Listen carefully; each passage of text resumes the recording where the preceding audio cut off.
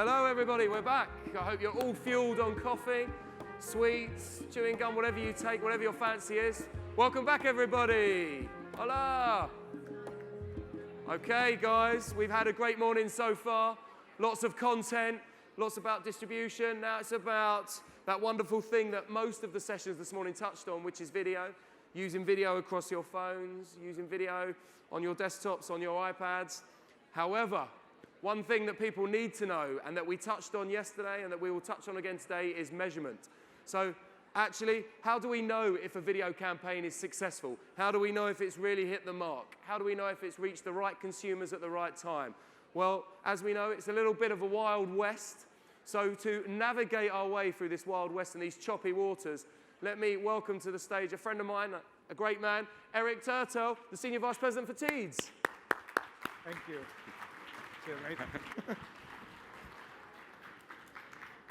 Hi everyone. Third Festival of Media, and it's getting better and better, so I'm great. Thank you again for inviting me, Mr. King. Yeah, so we're going to talk about the, the online video measurement and how crazy it can get. Long story short, we come from TV, which was pretty straightforward, no? So it was one screen, everything, all the content is made by people that actually make money doing it. The targeting is pretty simple. Audience, that's it. Audimeter, daddy presses the red button, and that's it. One currency, GRPs, pretty straightforward. And now we're talking about video everywhere. So right now we'll see that the people are no longer on TV only. TV is far from being the first screen, except for investment, which makes no sense, but still. So we're talking about video everywhere, mobile, desktop, tablet, targeting all over the place, behavioral, contextual, anything you want. Tons of metrics, CPM, CPV, CPCV, VCPV, ECPV, whatever.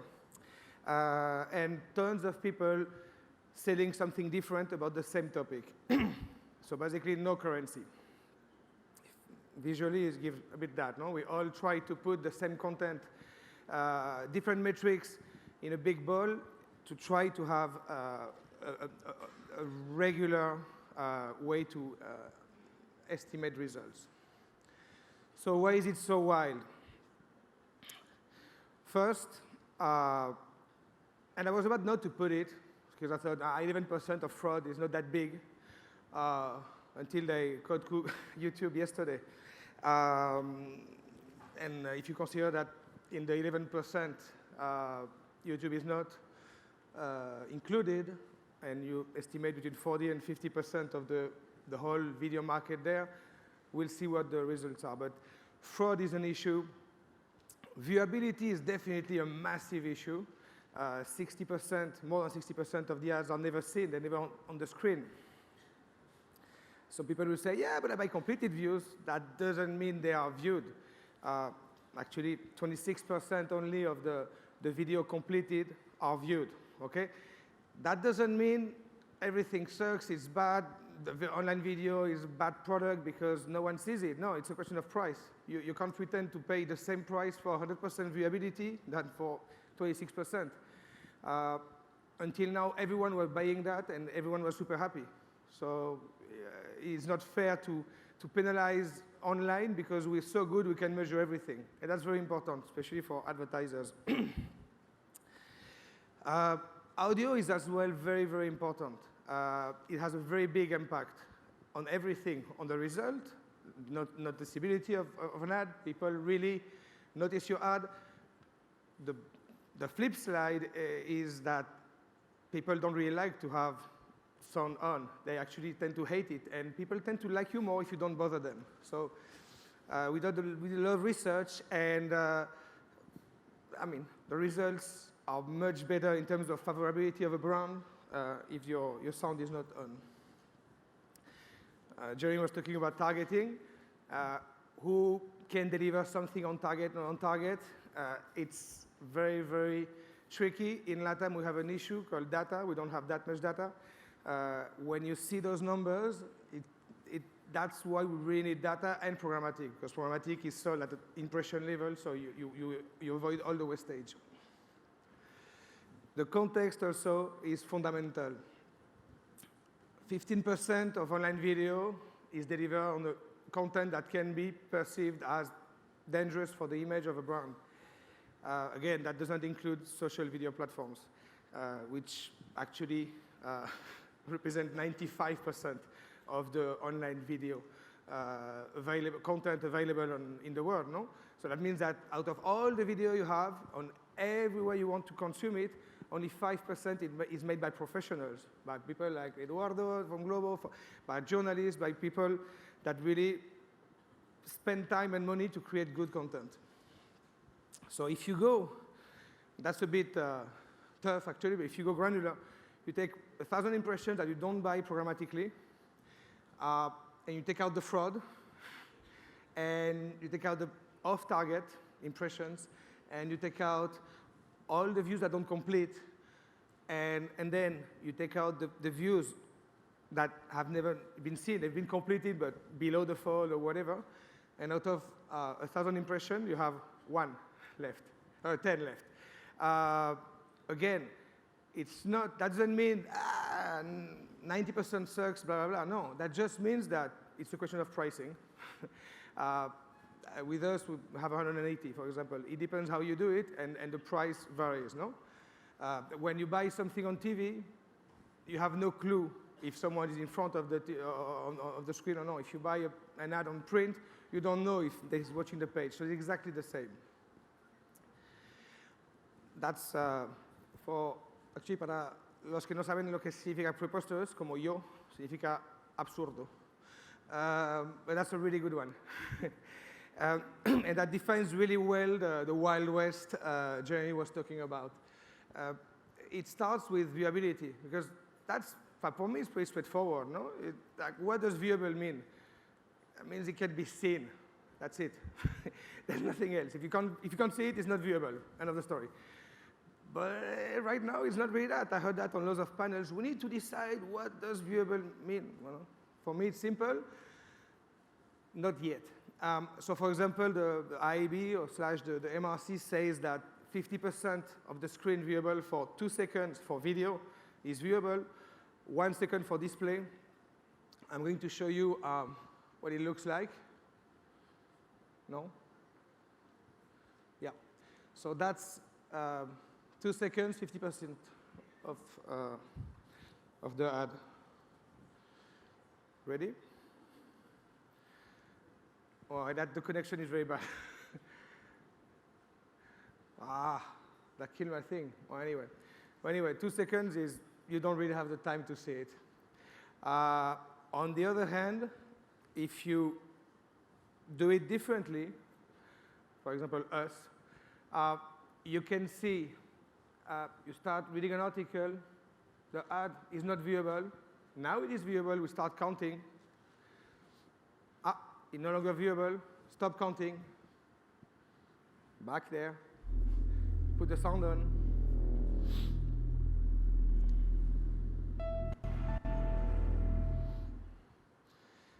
Finishes, and that's it. In that case, that doesn't mean mine is viewable and the other one isn't. That means mine is viewable 15 seconds and the other one is viewable 2 seconds. That's the big difference. It's always a question of pricing. You can't compare apples with pears. That's the intro for the second part. Multi-screen is fundamental. Right now, and we're going to see that, and Dana was showing that before as well. As I said, TV is no longer the first screen. People spend more and more time on mobile. For us, it represents now more than 30% of what we have, and it's going to be 50 at the end of the year, and more. You need to make sure that everything you do is cross-platform, especially in LATAM. LATAM, we're seeing, is going the same direction as Asia. They completely scrolling or skipping. Latin people are skipping desktop and go straight to mobile. Why? Because it's cheaper to have a tablet, and with a tablet or a phone or a smartphone, you can just be connected and then do business. And we see it a lot. The penetration is massive. And you see the time spent on devices.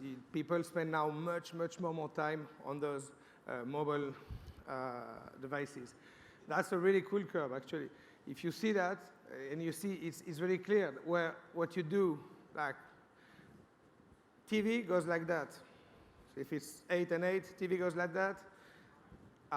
Desktop will go like that, and mobile is way above everyone, and that's going to grow and grow and grow with the penetration. We're expecting much more users to have mobiles. So how do we bridge the gap between TV and digital? That's kind of the holy grail. It's speaking GRPs. I've been trying all my life, professional life, to convince marketers that GRPs didn't make any sense, but no one listens to me. So we just did the other way around, no? We started to speak GRPs as well. So when you buy GRPs, you know that after, depending on the market, 150, 200, you don't get much more for your money. That means you can't reach anymore. So what we did is, we did that with ComScore, and we measured with reach and frequency. From ComScore, we measure our audience, and we made the exact same curve. And everyone can do that. Every publisher can do it. And we were impressed by actually the reach we got and the coverage we got. In that case, on a pretty simple target in Mexico. And what we did is say, OK, you have 200 GRPs. If you buy only TV, you're going to get 27% of reach. If you do 20% with us, you're going to get 5% more, 6% more. That's a lot. And we're talking about the whole TV in Mexico and Teads. We're not talking about the whole TV and all digital, which would be much more. If we get a bit crazy, we said, OK, instead of only 20%, we're going to get more money. And we can really increase 20% on the whole thing. That's just us, but everyone else can do it. So that's very important to go, I think, in that direction. How do we do that? We convert basically impressions to GRP or the other way around. We audited our whole network with ComScore and created a converter, pretty simple. You want that target, you want to spend that money, how many GRP can you get, or you want that many GRPs, how many impressions you need. And that's very simple, and actually much more accurate than any TV measurement. I don't know in other countries, but in Mexico, there's 2,000 audimeters from Nielsen, 60,000 audimeters for digital with ComScore. With Hernan from Argentina, they have, I think, 600 audimeters for all Argentina. They're only in Buenos Aires. So basically, in terms of what should be the best part, the best way to plan a video campaign, you need to be very clear on what you want and transmit it to whichever vendors you want to work with. It is highly recommended to select a third-party partner you trust, just to make sure everything is fine.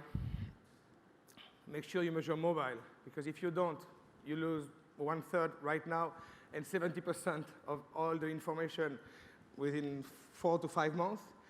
And then share every single metric with all the people involved, because it's the only way to optimize. That's it. My good friend Ivan from ComScore always says everything that can be measured can be optimized, and he's right. So that's for the online measurement part. There is something else I would like to talk, and because I wanted to take the opportunity of having so many senior people here. I don't know how much, or you've been seeing what's happening with ad blockers right now. It's getting a little bit mainstream, but not half of how it should be. Right now, for me, half of this room are publishers, and I see them exactly the same as Blockbuster 5 years ago. They were the number one, or 6 years ago, whatever. They were the number one of globally, of DVD renting, and 3 years later they were off. There was no one, like they closed. Right now there's a massive, we call it tsunami, but like risk for everyone in this industry, and it's called ad blockers. It came from lots of abuses from all of us. We sold or bought completely stupid formats. interstitials, pop-ups, pre-roll, like stuff that everyone hates. We started to put some trackers everywhere that are slowing down all the pages. And that brings so many people to download those things. Apple just released iOS 9.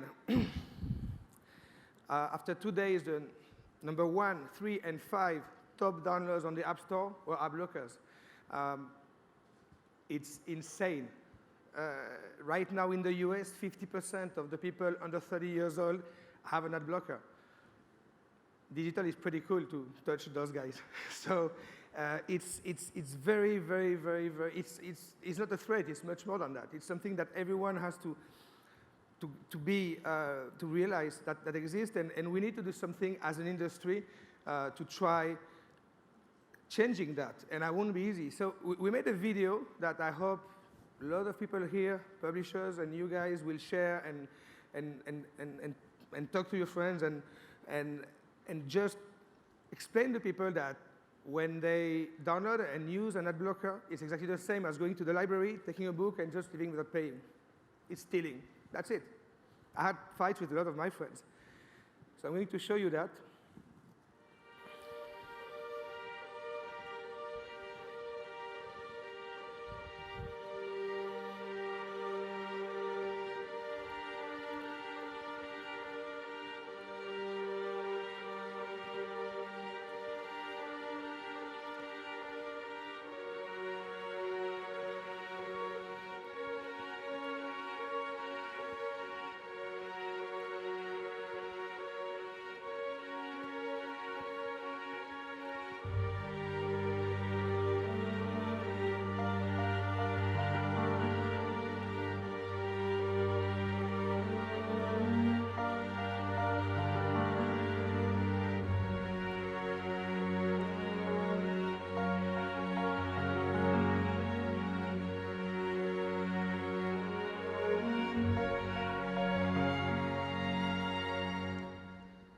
So it's not a promotional thing for us, it's really for the whole market, and because we think it's fundamental to share that message. And basically, we need to make sure, as an industry,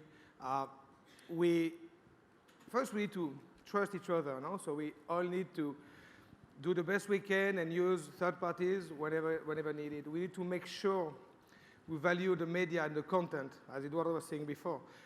It's very important because good content is not free.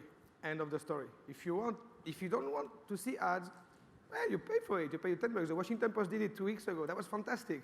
You go in the Washington Post with an ad blocker, they say, you don't have an ad blocker, then you have to pay you $10 per month or nothing. And that's great. That's what everyone should do. And we need to make sure we don't ruin the user experience, because that's most of the journey between watching an ad and purchasing something. No, it's as I said, if you don't bother the people, they like you more. And that's it for me. So thank you very much, and I hope you enjoyed. Thank you. Thank you very much, Eric. Much appreciated.